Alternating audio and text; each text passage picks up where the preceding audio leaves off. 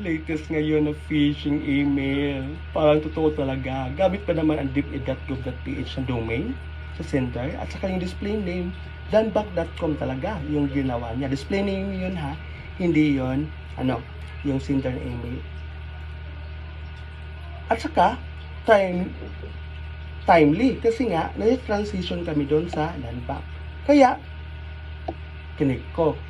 Pag-click ko, yung mga LBP access, yung sa baba doon sa user ID at saka password, hindi ka i-redirect doon sa talagang yun.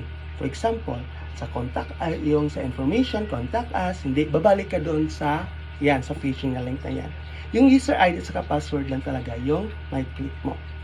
At tingnan mo yung URL niya, hflangbuilder.com/wp-admin/login.php. Hindi yon. Kasi sa chinek ko, sa Landbank, ang gamit nila is lbpiaccess.com. Yon ang legit na site nila. Hindi pala landbank.com. Pero, take note, deeped.gov.ph yung gamit ha sa sender email. Display name yung merong Landbank. Doon sa email talaga yan. So, sabi ko, oh my God, nabiktima ata ako. Pero safe lang kasi hindi pa activated yung account ko. Diba?